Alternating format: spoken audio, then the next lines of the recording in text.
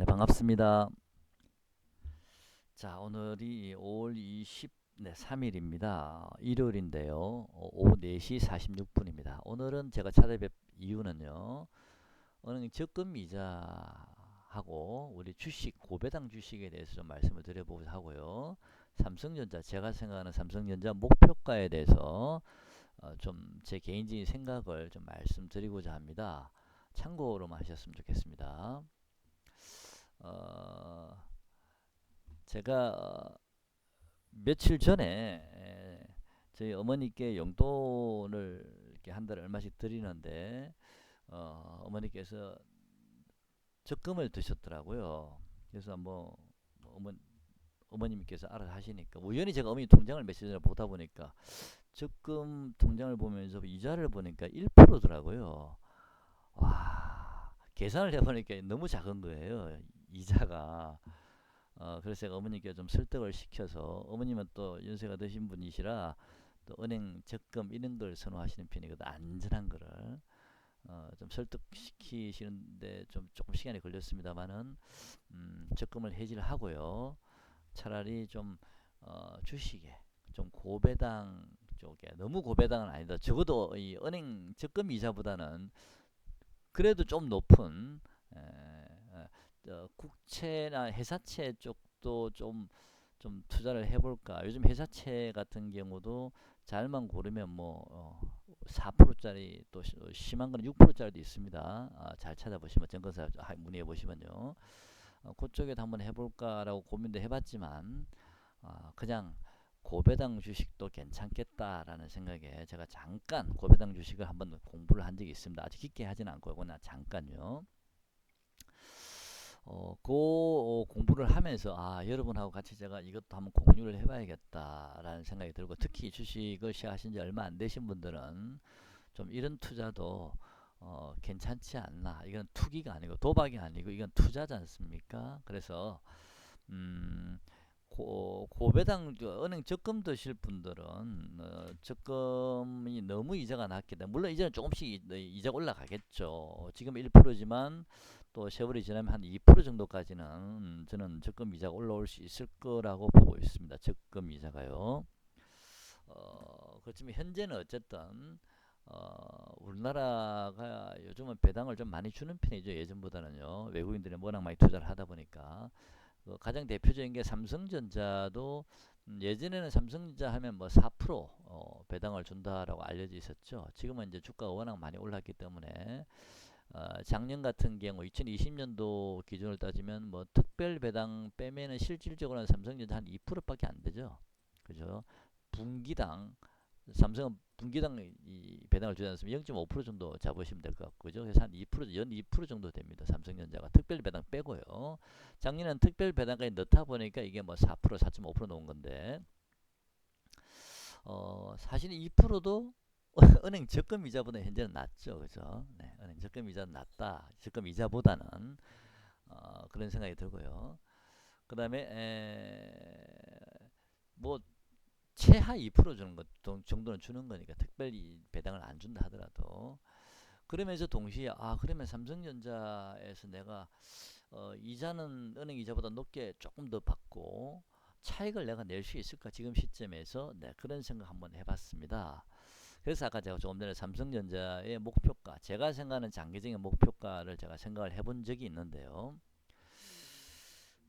삼성전자의 배당이라는 것은 시가 기준 배당률이기 때문에 대부분요.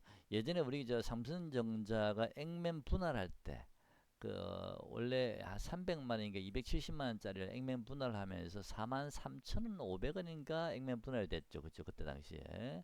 그게 옛날로 따지면, 액면 분할이 전으로 따지면 거의 한 270만 원, 그 300만 원 가까이 되는 한 주당 굉장히 비싼 가격이었습니다. 근데 지금 삼성전자가 43,500원을 더블을 치면 86,000 얼마니까 지금 가격이 8만 원 정도 되니까 거의 더블 정도 올랐죠. 그동안에. 그죠?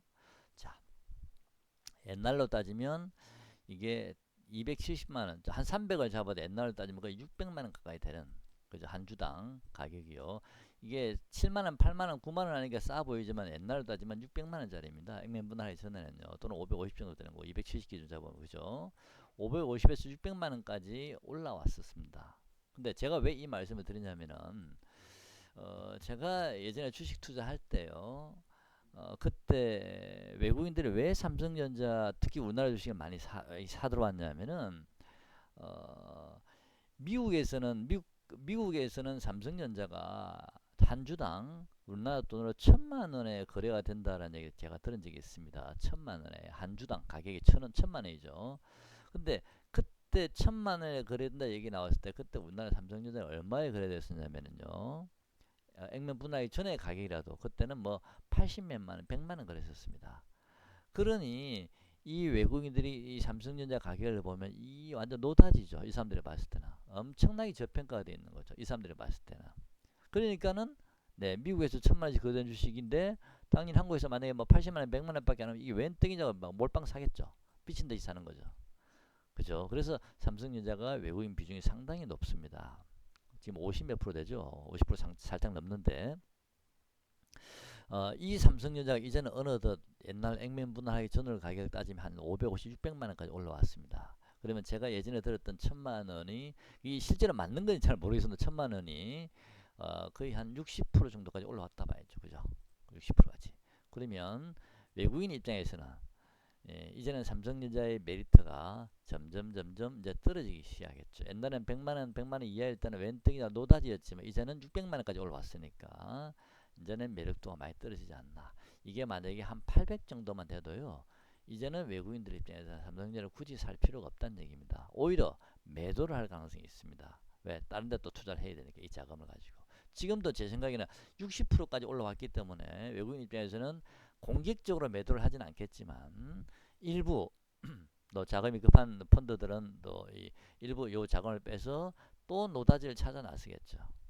그죠?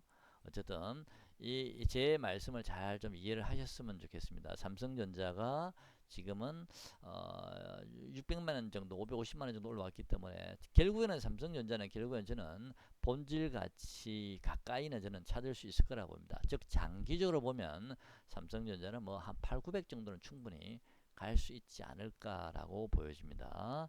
그러면 지금 600만 원 기준을 잡은다면 만약 900을 잡다면 대략 얼마 정도 남았습니까? 600만 원짜리가 900만 원이 되려 그러면 4, 6, 24, 5, 6, 30, 한 50% 정도 상승룸이 좀 있다. 최대치가 그렇다는 얘기입니다. 50% 정도. 그죠? 자, 우리가 불과 1년 전만 해도 삼성전자가 4만원, 뭐 4만 3천원, 4만 5천원 하던 주식이 불과 이제 순식간에 따블이 와서 8만원에 왔습니다. 이제 삼성전자가 올라갈 수 있는 룸은 저는 개인적으로 최대치가 50% 정도밖에 남지 않았다라고 봅니다. 개인 투자자들이 최근에 이제 삼성전자를 많이 샀습니다. 배당도 먹고 차익도 먹고 굉장히 좋은 전략이다라고 보여지고 또 안전하죠. 망하지 않는 회사라고 보고 있으니까 적어도 10년 이내는.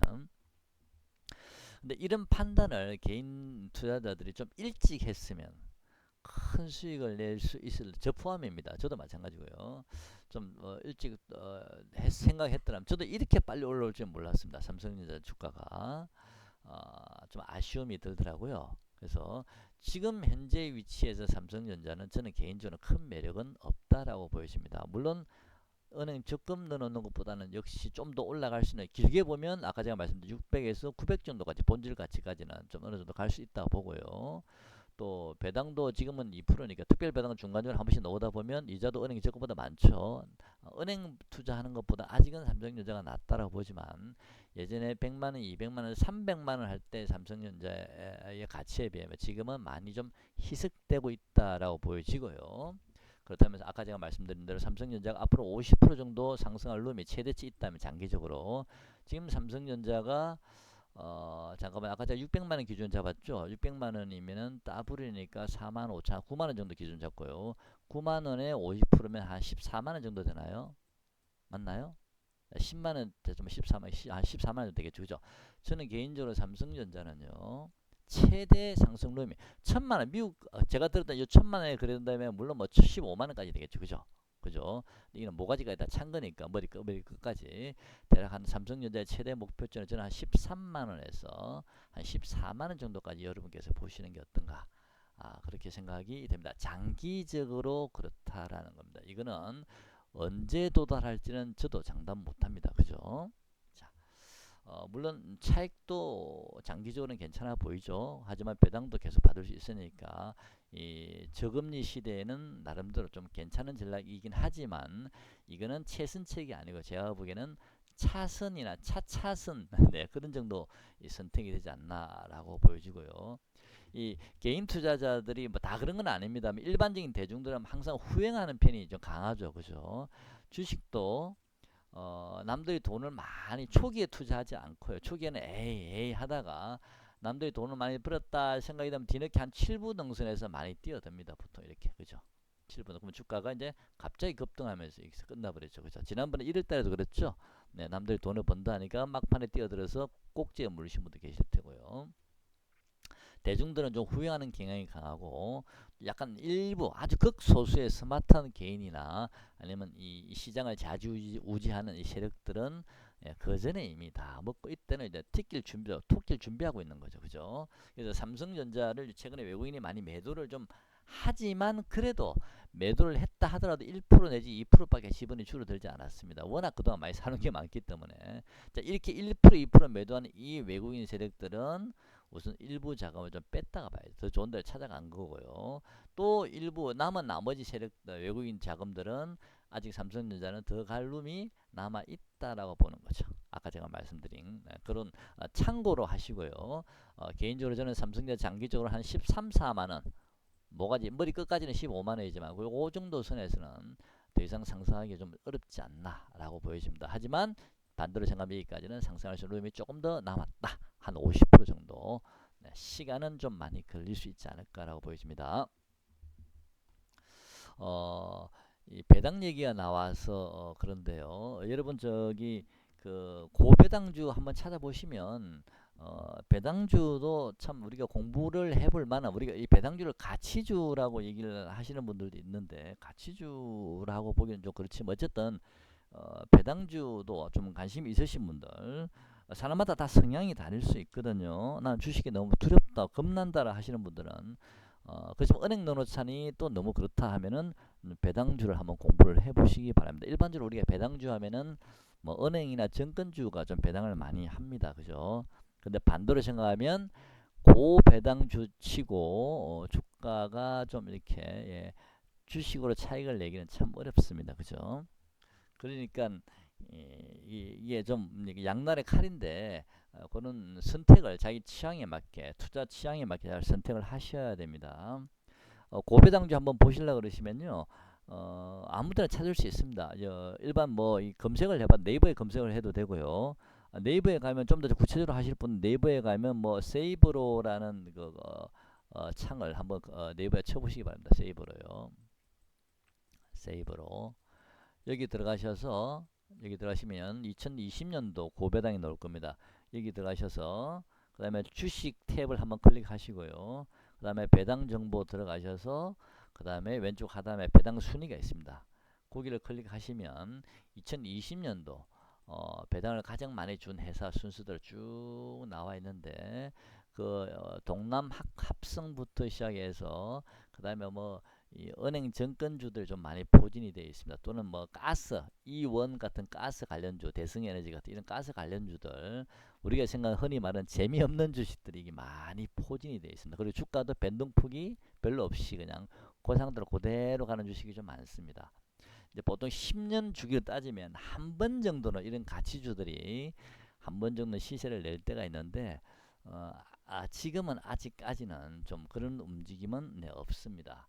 이게 10년 동안 기다리다 보면 한 번 정도는 고배당주들이나 이런 가치주들 한번 움직일 때가 있는데 10년 기준으로 내가 들고 가겠다 생각하시면 은행 이자 받아 묻고 은행 이자 좀 고배당 받아 묻고 한번 10년 정도 들고 있으면 한 번 정도는 또 시세 차익을 낼 기회도 한번 나오지 않을까 뭐 그런 생각도 개인적으로 해봅니다.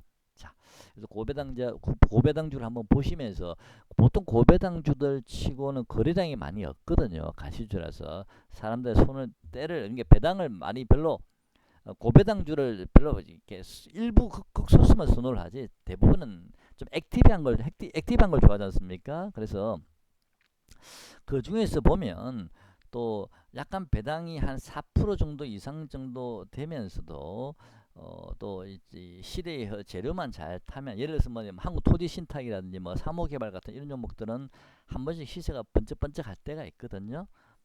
자, 그런 주식들도 한번 유심히 보시고요.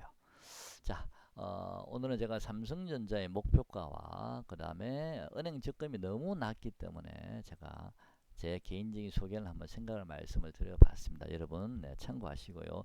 배당주 투자하실 분들은 지금 들어가시는 것도 괜찮지만 뭐 은행 분기별로 배당 주는 데는 다 모여야 되니까 보통 10월달 정도 되면은 이제 배당주에 대한 관심이 많은데요.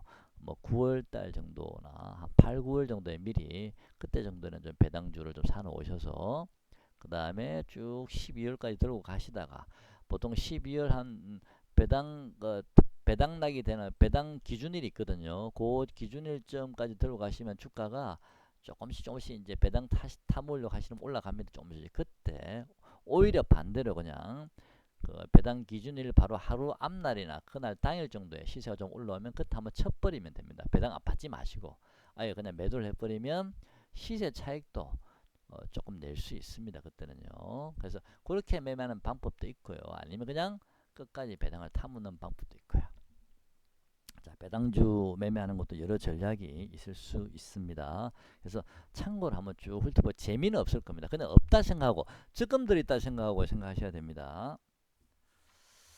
자, 오늘은 여기까지 하고요. 그 다음에 제가 미국 이왕 말씀드린 게 미국 차트 한번 잠깐 다시 한번 봐볼까요?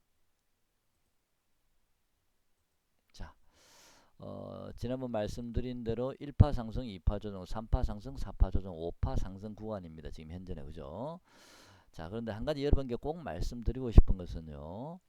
6월 달에 FOMC 회의가 있습니다. 그죠? 그 다음에 또 9월 달에 FOMC 회의가 예정되어 있습니다. 자, 우리가 지난번에 제가 말씀드린 그 뭐 금리 인상 문제라든지, 그죠? 자, 그런 문제, 금리 인상을 정말 하게 될까? 이런 금리 인상 문제라든지 이런 것들, 여러분들은 뭐 이게 어떻게 생각하시나요? 뭐 6월 달에 할지 9월 달에 할지 지금 의견들이 많습니다. 그죠? 저는 개인적으로 지난번에 말씀드린 대로 9월 달에 하지 않을까라고 좀 생각이 듭니다. 그쪽에 좀 더 가능성이 높다라고 보고 있습니다. 테이퍼링도 마찬가지고요. 만에 하나 6월 달에 만약에 테이퍼링 문제가 나와버리면요. 지금 주가는 조금씩 반영은 하고 있습니다. 그죠? 이미 고점에서 많이 하락했죠. 그죠? 반영은 하고는 있습니다만은 아직 100% 다 반영이 된 건 아니라고 보고요. 6월 보통은 6월 16일입니까? 6월 17일입니까? 요때 이제 보통 회의가 많이 열리죠. 그래서 1박 2일정 코스로 많이 열리는데 17일, 18일 이렇게 열리나요? 열리는데 6월 달에는 여러분들 좀 투자하지 않으셨으면 좋겠습니다. 매매하지 마시고요. 5월 말 정도까지만 매매를 하시고 최대한 현금을 좀 확보를 해 놓으셨으면 좋겠습니다. 자, 지난번 영상에서 제가 제목에 변동성 매매를 하자라고 말씀드렸죠.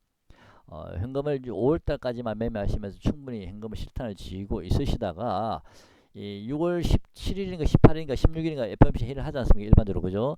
그러면 적어도 6월 달에 진입을 하게 되면 한 일주일, 2주일 전에는 이 테이퍼링 문제 때문에 FOMC 회의에 대한 경계감 때문에 주가가 힘을 못 쓰고 흘러내릴 가능성이 많습니다. 그때 우리는 다시 이 현금을 가지고 투자할 수 있는, 싸게 매수할 수 있는 절호의 기회가 한번 오지 않나라고 보이시거든요. 그래서 이 테이퍼링이 만약에 6월 달에 만약에 문제가 불거지게 되면 주가는 회의가 끝나자마자 하루 이틀 또는 2, 3일 정도 한번 주가가 크게 히청이고 난 다음에 바로 급등할 가능성이 있고요.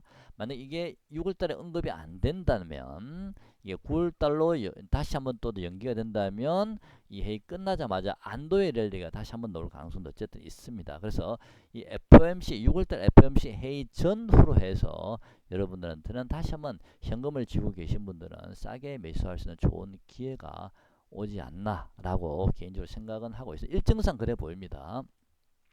그리고 만약에 9월달에 이게 언급이 안 된다, 6월달에 언급이 안 된다면 이제 9월달에 다시 연기가 된 건데요. 그렇게 되면 6월달 중순 정도까지는 6월 초부터 쭉쭉 흘러내리다가 이때 저점을 잡고 1박 2일이나 2박 3일 코스로 다시 한번 급락이 나오든지 테이퍼링 언급 아니면 언급이 안 되면 바로 급반등이 나오든지 어쨌든 요 기점을 해서 주가는 다시 급반등이 돌 가능성이 많습니다. 왜? 일단 9월달 연기가 된다면 어쨌든 뭐 아직 당장 급한 건 아니잖아요. 그럼 6월부터 다시 7월까지 쭉 가다가 다시 그 다음에 행보하면서 요 구간에는 또 종목별 장사가 이루어지고 요때는 모든 종목들이 급반등이 들어오면서 어느 정도 오르다 싶으면 다시 옆으로 행보하겠죠. 그죠?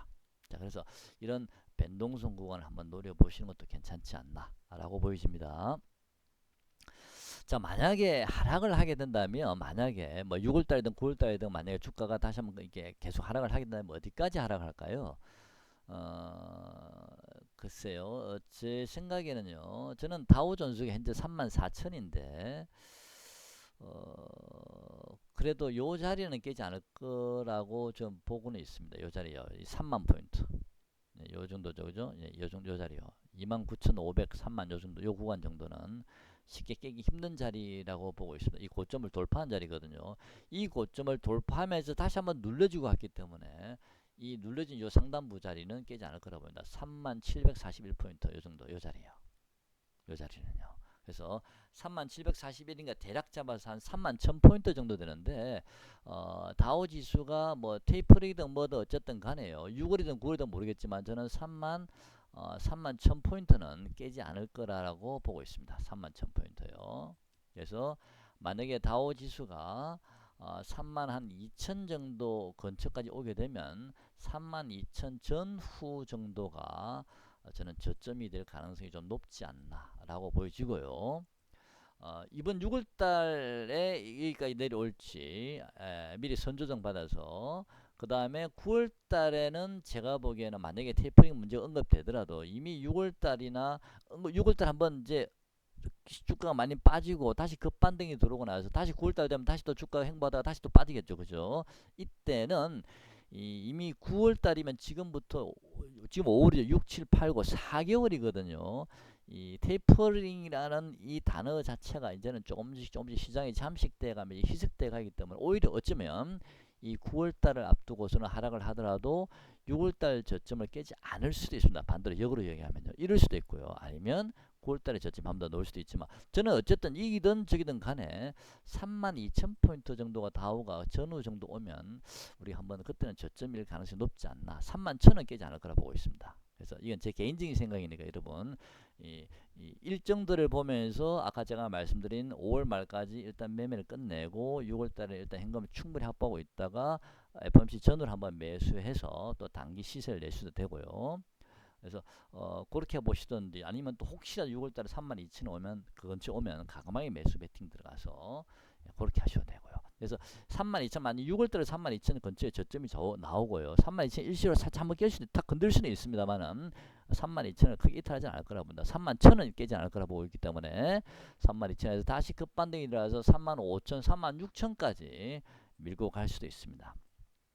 6월달에 만점점 이렇게 놓은다면요. 그런 다음에 다시 한번 밀려서 9월달 전후로 해서 다시 밀려서 저는 한 33,500이나 33,000 정도 이 저점보다 높아지는 그런 저점이 이렇게 한 번 더 9월달 FOMC 전에 한번 만들어지고 그 다음에는 대시세가 다시 4만까지 3만이 아니죠. 4만까지 다우지수가 한번 도전해 보지 않을까. 저는 이런 시나리오를 나름대로는 가지고 있습니다. 그래서 어쨌든 6월달에 발표를 해버리면 되지만 9월달까지 밀리게 되더라도 시장은 어차피 오르락 내리락 이렇게 이 가정이 9월달 전까지는 있을 수 있겠다라고 보고 있기 때문에 9월달 좀 더 높게 보고 있기 때문에 가능성을 그래서 여러분께 변동성 장세를 이용하십시오라고 제가 지난번 제목을 달아드린 겁니다. 네.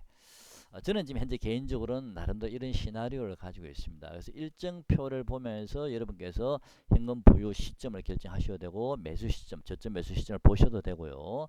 또는 미국 다우지수가 32,000이 온다면 어쩌면 여기가 바닥이 되고 9월달에는 오히려 이 저점이 좀 더 높아지는 저점이 될 수도 있다. 아마 그런 생각도 한번 해봅니다. 자, 오늘 영상은 여기까지 하고요. 제가 다음에 다시 한번 또 여러분 찾아뵙도록 하겠습니다. 개별주들은요. 어차피 뭐 잠깐 일부 한번 보겠습니다. 코스피 한번 잠깐만요. 코스피 한번 볼까요? 지금은 저는 반등 국면이라 보여지거든요. 잠깐만요. 지난번에 영상 올릴 때 제가 말씀을 드린다는 게 깜빡했어요. 뭐 그렇다 반등이 크게 들어올 것 같지는 않아서 그냥 제가 댓글에다 그 말씀 크게 말씀드리진 않았는데 잠깐만요. 잠깐만요. 네, 차트 해외 차트. 잠깐만요. 다우지수 일봉 한번 보겠습니다. 일봉 주봉. 네.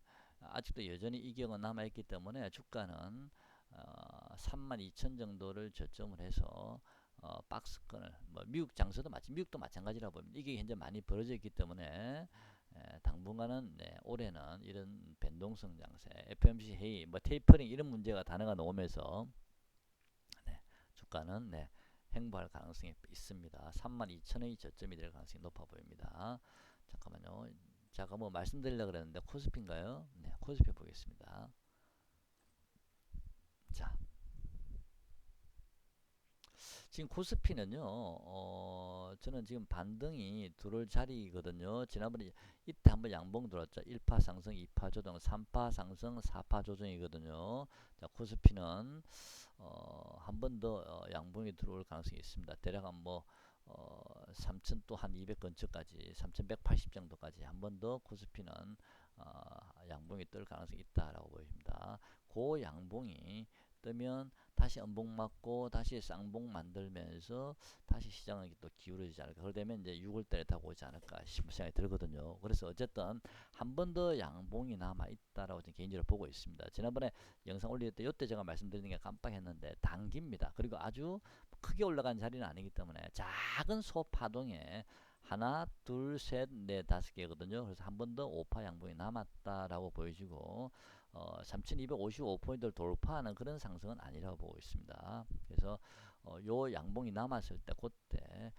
일부 현금 비중, 현금을 좀 이렇게 확보하실 분들은 좀 확보를 해 놓으시고 6월달을 대비하시는 게 어떤가. 자, 그런 생각이 듭니다. 자, 개별주들도 그 양봉 기간 내 지금 현재는 어쨌든 조그만 상승, 소파동상, 아주 작은 소파동상 상승 국면이죠. 그죠? 지금 파동이 이제 5파가 남았는데 그동안에 또 개별주들은 또 나름대로 또 시세를 또 내는 종목도 있을 수는 있겠지만 개별주든 어떤 주든 간에 5월 말까지 일단은 매매를 하시는데 5월 말이란 게 5월 31일, 5월 30일 정확하게 그 날짜를 정한 건 아닙니다. 대략 5월 말 종목마다 고점이 거진해 놓을 수도 있으니까요. 일정 부분 이제 현금을 좀 확보를 해 놓으시고 6월달 초에 또 주가가 다시 하락할 가능성이 높으니까 FOMC 전후로 해서 다시 저점 매수 기회가 있을 거라고 보고 호텔 신라는요. 저번에 말씀드렸습니다. 저번에 제가 영상 올릴 때 호텔 신라는 9만 얼마였죠. 9만 그때 4,000원이었나요? 뭐 할 때 10만이 얼마 남지 않았기 때문에 지금은 메리트가 없고 앞자리가 9자가 아니라 앞자리가 8자로 바뀌어야 제가 다시 한번 재매수할 가능성이 있습니다. 말씀드렸죠. 그죠? 그래서 호텔 신라는 만약에 9자가 깨져서 8만 한 8, 9천 원 정도 오면요. 그때는 분할 매수 재빨리 한번 해보셔도 관심 있으신 분들 호텔 신라라는 건 제가 호텔 신라 그 종목 한 종목만 말씀드린 게 아니고 코로나 피해주 뭐 종목마다 약간씩 다르겠습니다. 피해주 중에 대표적으로 제가 호텔 신라 예를 든 겁니다. 그래서 그런 종목들이 코로나 피해주들이 당분간은 좀 시장을 주도할 가능성이 아직도 상승룸이 남들이 만약에 10% 빠질 때 예를 들어서 호텔 신라 코로나 피해주의 대표주라면 호텔 신라 같은 경우는 한 4, 5%밖에 빠지지 않을 거라고 보여지고요. 또 남들이 5% 올 때 호텔 신라는 한 8% 정도 상승하지 않을까. 당분간은 남들보다는 상승룸이 좀 더 많이 있다. 마지막 주자니까 그런 관점에서 말씀드려요. 다른 종목은 안 오른다가 아닙니다. 호텔 신라 주가가 어차피 종합지수 돌아왔으면 다 올라가겠죠. 근데 지금은 그런 종목 이 코로나 피해주 중에서 발굴을 잘 하셔서 매매를 하시는 게 좋아 보입니다. 그래서 호텔 신라는 9만 원이 깨지면 그때는 분할 매수를 쭉쭉 내릴 때마다 해 놓으시면 좀 괜찮지 않을까라고 보여집니다. 다음에 목표가는 제가 다음에 기회가 와서 한번 언급하도록 하겠습니다. 자, 오늘 영상 여기까지 하겠습니다. 고맙습니다.